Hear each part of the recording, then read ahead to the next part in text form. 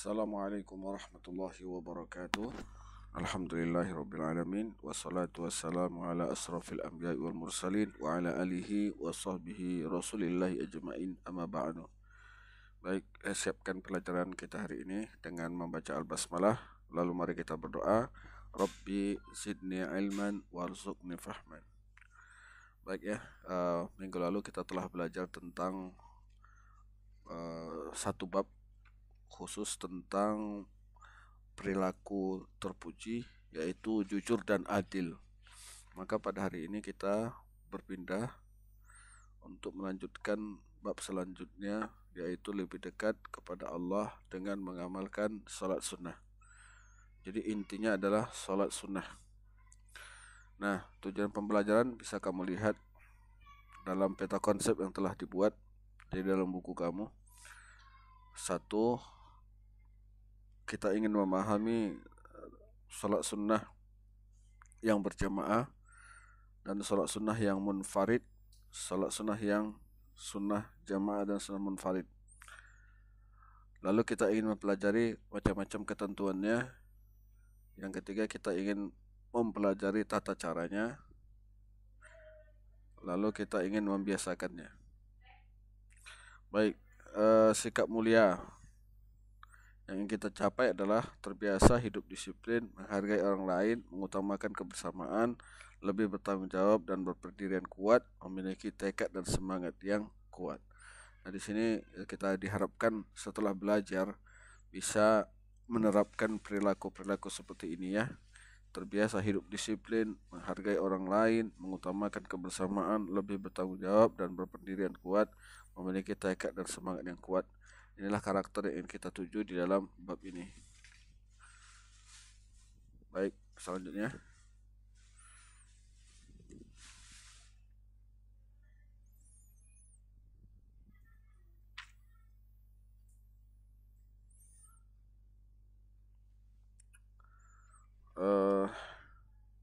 Mari kita renungkan.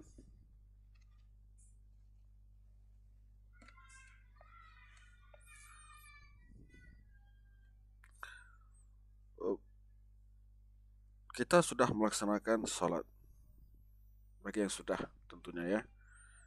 Lalu kita akan bertanya, apakah sholat kita itu sudah baik? Apakah sholat kita itu sudah sempurna? Seperti yang dikatakan Rasul, "Shallu kama ra'aitumunis sholli." Ya. Salatlah kamu sebagaimana aku salat. Apakah salat kita sudah sempurna seperti salatnya Rasulullah sallallahu alaihi wasallam? Tentu selaku manusia yang dhaif, manusia yang lemah, yang awam seperti kita ini, mungkin kita salat tetapi salat kita mungkinlah masih memenuhi banyak sekali kekurangan di sana sini, baik dari bacaannya, dari gerakannya, dari kekhusyuannya ya. Oleh karenanya Rasulullah memberikan solusi bagi kita yang mungkin salatnya tidak begitu sempurna dengan memberikan solusi salat sunnah. Karena salat sunnah itu berfungsi sebagai penambal, ibarat sebuah kain atau sebuah kain ya yang di sana sini terdapat sobekan. Itulah salat kita, salat fardu kita. Maka sobekan-sobekan tersebut dapat kita tambal, dapat kita sulam dengan salat sunnah.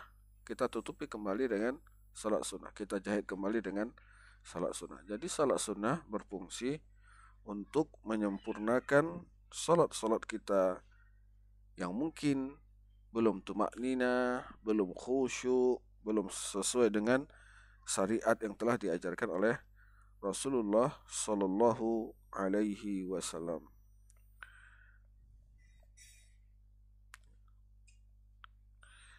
Pelaksanaan salat sunnah merupakan cermin tingkatan ketakwaan dan ketawakalan seorang hamba. Ya.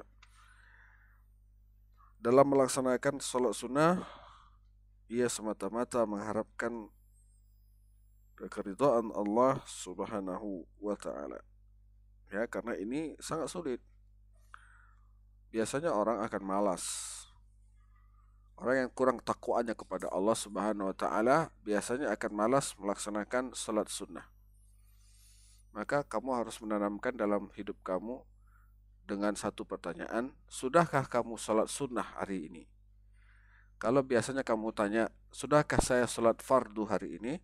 Sekarang harus ada di dalam diri kamu, sudahkah saya salat sunnah hari ini? Karena semakin banyak sunnah yang telah didirikan, salat-salat sunnah didirikan, ini mencerminkan ketakwaan seseorang kepada Allah Subhanahu wa taala. Karena apa? Karena dia ingin lebih, lebih dan lebih. Kalau hanya kita cukupkan dengan salat fardu kita, cukup ya, kita tidak melaksanakan salat qabliyah, tidak kita laksanakan salat ba'diyah, tidak ada kita tahajud salat dalam seminggu, dalam setahun, dalam sebulan. Ya, kalau memang tidak bisa setiap hari, maka minimal dalam seminggu kita ada salat tahajud sekali. Ya, itu minimal. Nah, ini akan menambah perbendaharaan salat sunnah kita di hadapan Allah Subhanahu wa taala. Tapi kalau seumur hidup dia tidak pernah salat sunnah, meninggalkan semua salat-salat sunnah, maka meskipun ada mengatakan cukup dengan salat fardu kita akan masuk surga, mungkin bisa jadi. Tapi alangkah buruknya kita, rendahnya kita, nilai kita di hadapan Allah ketika kita tidak mau berlomba mengejar kebaikan.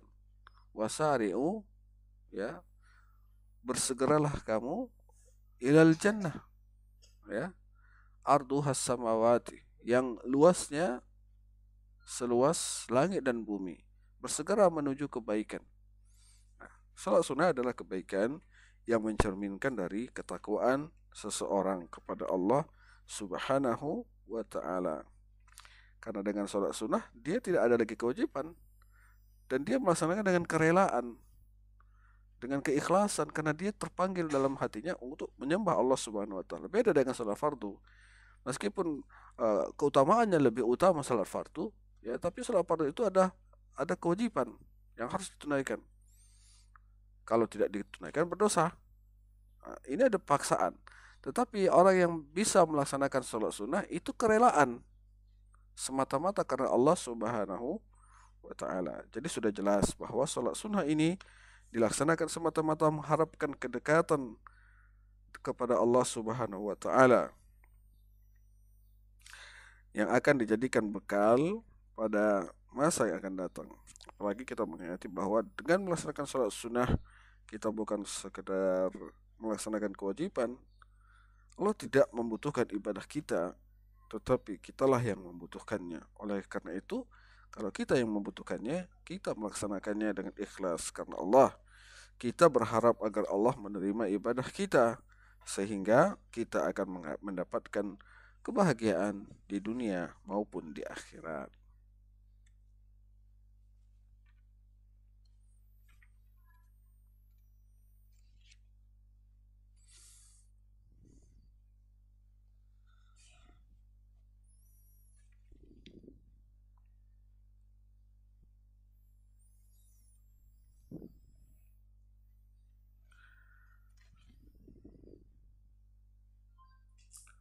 Nah, kita ingin melihat salat sunnah ini ada yang dilaksanakan secara munfarid dan ada yang dilaksanakan secara berjamaah, ya.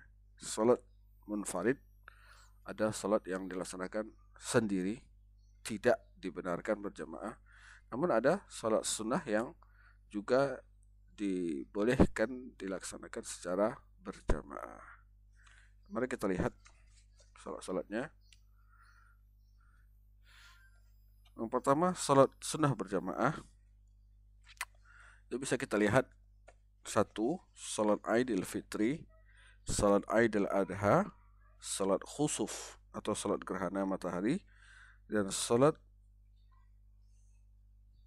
khauf, ya, maaf ya. Salat khauf ada salat gerhana matahari, salat khusuf ada salat gerhana bulan. Jadi yang terakhir salat istisqa, permintaan hujan. Jadi ada berapa? Ada 5 salat-salat yang dilaksanakan secara berjamaah. Namun ada juga salat yang boleh berjamaah, boleh sendiri, seperti salat sunnah tarawih. Salat sunnah tarawih, salat sunnah tahajud juga boleh berjamaah, boleh juga sendiri. Baik, kita bahas dari salat yang dilaksanakan secara berjamaah tadi. Yang pertama, salat Aidil Fitri. Salat Aidil Fitri adalah salat yang dilaksanakan pada hari raya Aidil Fitri, yaitu jatuh pada tanggal 1 Syawal, ya. Salat sunnah ini dilaksanakan setelah selesainya kaum muslimin melaksanakan ibadah khusus di bulan Ramadan, yaitu puasa 1 bulan penuh. Dan hukum daripada salat sunnah ini adalah sunnah muakkadah. Artinya sunnah yang tidak pernah ditinggalkan oleh Rasulullah Sallallahu Alaihi Wasallam, ya. Nah, salat Aidil Fitri ini dikatakan Aidil Fitri diambil dari kata-kata Id. Id artinya kembali. Dengan hari raya Idul Fitri, kita kembali dihalalkan berbuka seperti makan dan minum di siang hari yang sebelumnya diharamkan ketika bulan suci Ramadan, ya. Aid artinya kembali. Nah, waktu pelaksanaan Idul Fitri adalah sesudah terbitnya matahari sampai tergelincirnya matahari pada tanggal 1 Syawal. Adapun tata caranya dapat kita lihat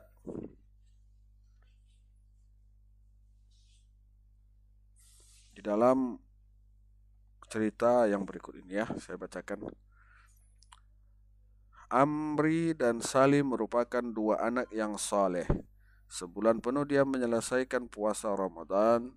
Malam itu tanggal 1 Syawal mereka menunaikan kewajiban membayar zakat fitrah. Mereka menyerahkan zakat fitrah kepada panitia zakat fitrah di masjid terdekat.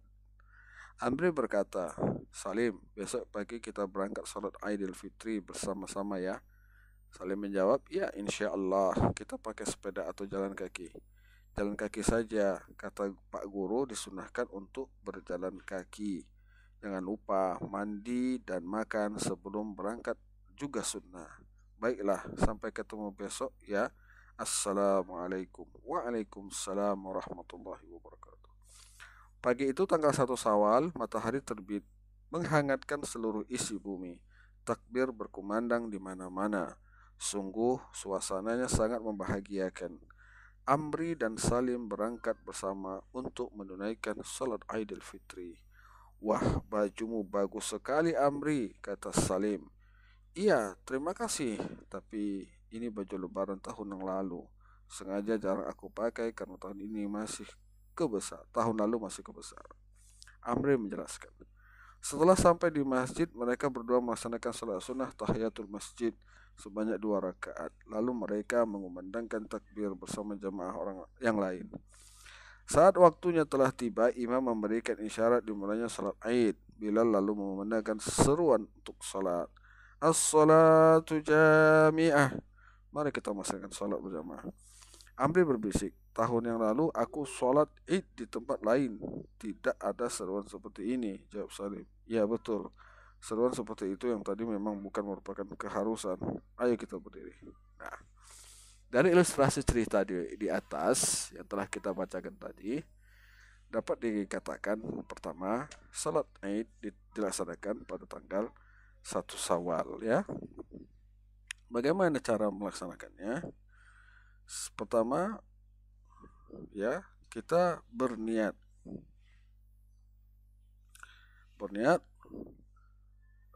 untuk melaksanakan sholat Aidil Fitri, ya. Yang kedua, pada rakaat pertama sesudah membaca doa iftitah bertakbir sambil mengangkat tangan sebanyak 7 kali, ya. Pada rakaat pertama setelah membaca doa iftitah maka imam bertakbir sebanyak 7 kali, dan di antara takbir itu imam membaca subhanallah walhamdulillah wala ilaha illallah Allahu akbar. Lalu yang ketiga, Setelah takbir 7 kali dan membaca tasbih tersebut, dilanjutkan membaca surat uh, Al-Fatihah, ya, dan membaca salah satu surat dalam Al-Quran. Namun diutamakan surat Qaf dan surat Al-A'la. Ini diutamakan, ya, tidak wajib. Yang keempat, pada rakaat kedua setelah takbir berdiri kemudian membaca takbir 5 kali sambil mengangkat tangan dan juga membaca subhanallah walhamdulillah wala ilaha illallah wallahu akbar, ya. Lalu membaca Fatihah dan setelah itu membaca surat ayat, ya, surat Al-Qur'an. Boleh dianjurkan untuk membaca surat Al-Qamar atau surat Al-Ghasyiyah, ya. Surat Al-Qamar atau surat Al-Ghasyiyah. Yang kelima, salat Idul Fitri ditutup dengan salam. Setelah itu khatib berdiri untuk menyampaikan khutbah. Khutbah yang pertama dibuka dengan takbir 9 kali dan khutbah yang kedua dibuka dengan takbir 7 kali. Namun ada pendapat bahwa khutbah pada hari raya tidak 2 khutbah, tapi cukup 1 khutbah. Cukup 1 khutbah, ya, dimulai dengan takbir seperti biasa, diakhiri dengan mendoakan kaum muslimin. Jadi tidak ada 2 khutbah. Ini sebagian ulama mengatakan, ya. Tapi kebanyakan kita di Indonesia melaksanakan salat Idul Fitri itu 2 khutbah, ya. Tapi sunnah yang diajarkan Rasul hanya melaksanakan 1 kali khutbah. Tapi tidak mengapa, yang manapun mau kita ikut selagi dia masih punya dalil, punya alasan yang tepat sesuai dengan syar'i, boleh kita ikut, ya. Yang tidak boleh kita ikut adalah sesuatu yang tidak memiliki dasar dan dalil yang jelas. Baik, yang kedua, salat Idul Adha. Salat Idul Adha adalah salat yang dilaksanakan pada hari raya Kurban atau hari raya Idul Adha. Salat dilaksanakan pada pagi hari tanggal 10 Zulhijjah, bertepatan dengan pelaksanaan rangkaian ibadah haji di tanah suci. Dengan demikian, orang yang sedang melaksanakan ibadah haji tidak disunnahkan untuk melaksanakan salat Idul Adha. Bagi orang yang tidak sedang melaksanakan ibadah haji, hukum melaksanakan salat Idul Adha adalah sunnah muakkad atau sangat dianjurkan. Hampir semua ketentuan dan tata cara salat Idul Adha sama dengan salat Idul Fitri, baik menyangkut waktu pelaksanaan, hukum, dan tata caranya. Adapun perbedaannya hanyalah pada niatnya saja. Ya, kalau yang tadi kita niat untuk salat Idul Fitri, maka sekarang kita berniat untuk salat Idul Adha. Salat khusuf, gerhana matahari, khusufus samsi, ya, adalah salat sunnah yang dilaksanakan ketika terjadi gerhana matahari, ya. Ketika terjadi gerhana matahari, dan ini tidak rutin. Ini melihat kondisi terjadinya gerhana matahari. Kalau terjadi gerhana matahari, maka kita disunahkan untuk melaksanakan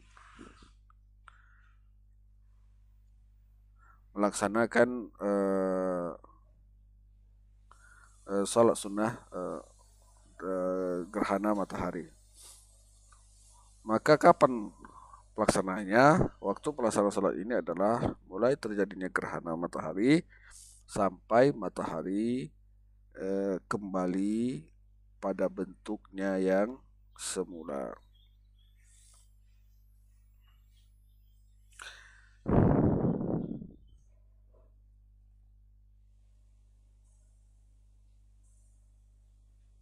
Ketika gerhana terjadi, maka seluruh jamaah berkumpul di masjid. Salah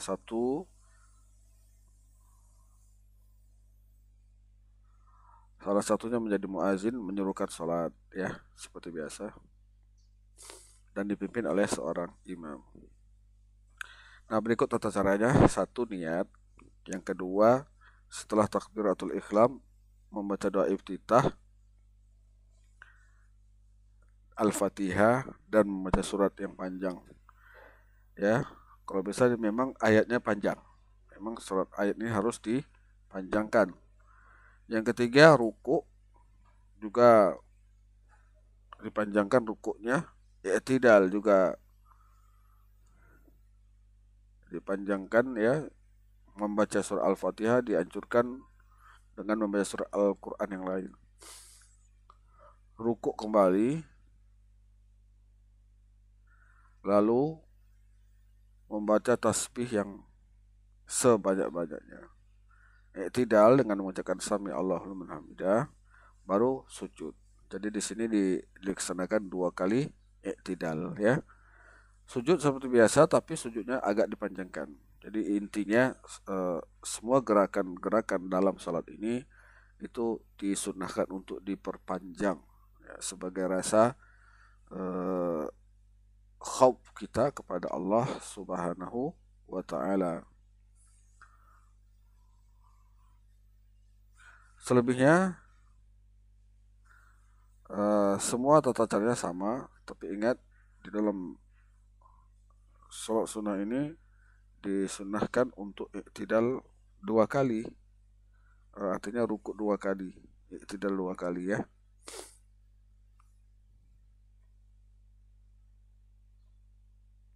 Lalu memperbanyak membaca istighfar di dalam sujudnya.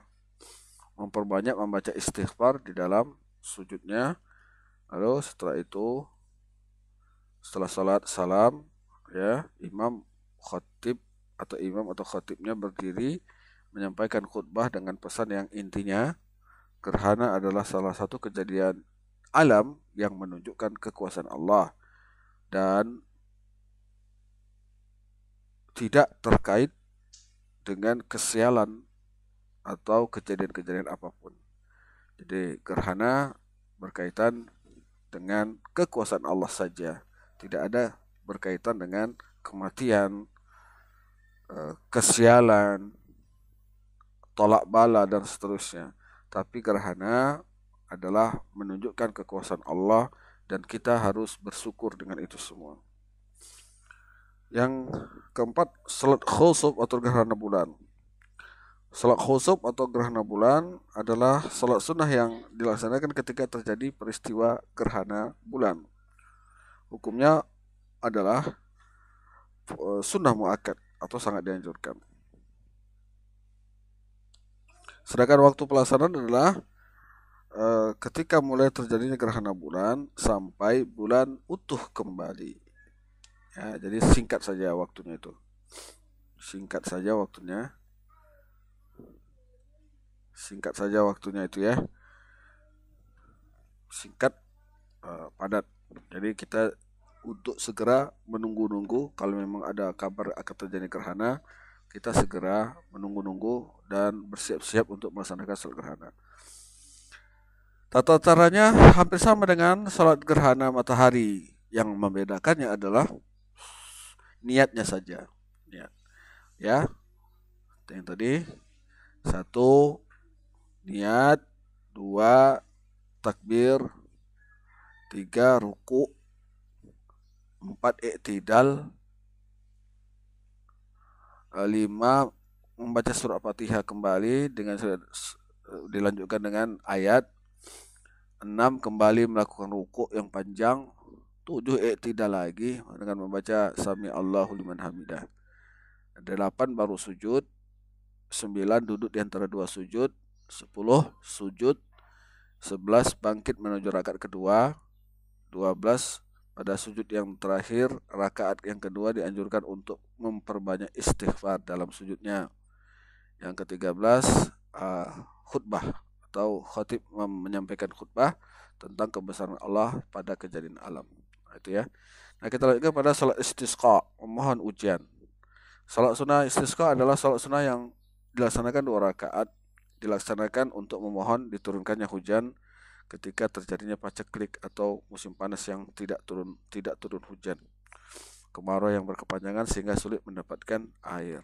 Maka di sini umat Islam disunahkan untuk melaksanakan salat sunnah istisqa atau salat untuk meminta diturunkan hujan. Ya.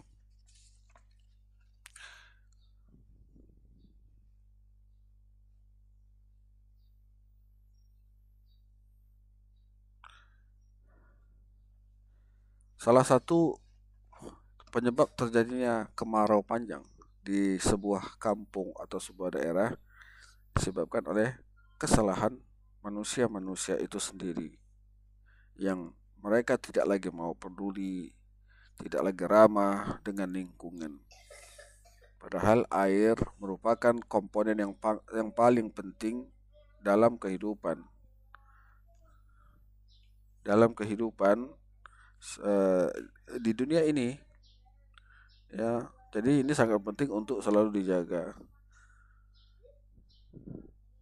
Oleh karena kita harus benar-benar merawat alam ini agar tidak terjadi kekeringan, ya, kekurangan air. Nah, apabila sudah terjadi keadaan yang sangat merugikan kita ini, maka Nabi Shallallahu Alaihi Wasallam mengajarkan kepada kita untuk meminta kepada Allah agar hujan diturunkan dengan mendirikan sholat istisqa. Bagaimana tata cara melaksanakan sholat istisqa? Satu, setelah semua bersiap untuk sholat, muazin tidak perlu menggunakan azan dan iqamah, cukup dengan as-salatu jami'ah. Yang kedua, sholat sunnah dilaksanakan seperti sholat sunnah yang lainnya. Setelah membaca surat Al-Fatihah dianjurkan membaca surah-surah yang panjang. Jadi diperpanjang juga pembacaan sholatnya. Yang ketiga, setelah salam, khatib membaca 2 khutbah. Daripada khutbah yang pertama dimulai dengan membaca istighfar 9 kali, dan yang kedua dimulai dengan membaca istighfar 7 kali. Nah, inilah salat-salat yang dilaksanakan secara berjamaah. Ada berapa tadi? Yang pertama salat Aidil Fitri, yang kedua salat Aidil Adha, yang ketiga salat khusuf, yang keempat salat khuf dan khusuf, ya. Jadi khuf dan khusuf. Nah, salat khuf adalah salat gerhana matahari, khusuf adalah salat sunnah gerhana bulan. Dan yang terakhir adalah salat istisqa, yaitu salat minta hujan. Salat-salat yang dilaksanakan ini berkaitan dengan kebesaran Allah Subhanahu wa taala, memuji Allah Subhanahu wa taala yang telah memberikan semua kenikmatan, dan salat ini juga menunjukkan rasa takut kita kepada Allah Subhanahu wa taala, bahwa kita adalah manusia yang dhaif dan kitalah yang melakukan kerusakan di atas muka bumi ini, sehingga kita memohon kepada Allah agar Allah menjaga kita. Nah, untuk pertemuan selanjutnya kita lanjutkan dengan salat sunnah munfarid. Untuk hari ini saya sunnah tugaskan untuk merangkum pelajaran ini. Rangkuman hanya cukup 1 lembar saja, setengah halaman saja. Fotokan lalu kirimkan kepada saya. Perlu kamu ingat, ya, hanya ada beberapa teman-teman kamu yang mengirimkan tugas-tugasnya. Setengah dari teman kamu. Selebihnya, ya, Allahu a'lam bissawab. Mudah-mudahan Allah mudahkanlah kamu untuk belajar, karena kondisi pandemi yang pada hari ini memang sangat sulit, tapi bukan berarti menjadi sebab kita bermalas-malasan, tidak menaati guru, membantah guru secara tidak langsung, yaitu dengan tidak mengerjakan, tidak mengikuti proses belajar ini. Kita semua tahu kondisi hari ini memang serba sulit, tapi selaku umat muslim, umat Islam, kita harus bersabar dan berupaya. Jika tidak ada kemampuan atau kesulitan, hendaknya diberikan kabar kepada gurunya apa sebabnya tidak bisa mengikuti pelajaran, apa sebabnya tidak bisa mengirim tugas, karena ini akan menjadi penting bagi guru untuk menjadi catatan. Kalau tidak ada kabar, tidak diberi tugas, tidak dikerjakan, tidak dikirim, ya, saya tidak menyalahkan siapa-siapa, tapi inilah kondisi kita bersama. Bukan berarti guru ini juga enak. Seperti kita ini juga mengajar di rumah menggunakan pulsa yang begitu banyak, membuat video, mengirim semuanya juga membutuhkan energi dan materi yang banyak. Sehingga bukan kamu saja yang susah, guru pun susah, ya. Dan guru juga punya anak, guru juga punya anak. Maka guru juga mempersiapkan kuota yang banyak untuk anak-anaknya belajar di sekolahnya. Jadi semua kondisi kita sama. Mari kita saling memahami keprihatinan kita hari ini dan sama-sama kita berusaha untuk benar-benar menghadapi pandemi ini dengan sabar, ikhlas karena Allah Subhanahu wa taala. Baik anak-anak kami sekalian, kita tutup dengan doa kafaratul majelis. Subhanakallahumma wa bihamdika asyhadu an la ilaha illa anta astaghfiruka wa atubu ilaik. Catatan, tugas kamu adalah merangkum sholat sunnah berjamaah minimal setengah halaman. Minimal setengah halaman. Silakan kamu fotokan dan kirimkan ke saya. Terima kasih. Assalamualaikum warahmatullahi wabarakatuh.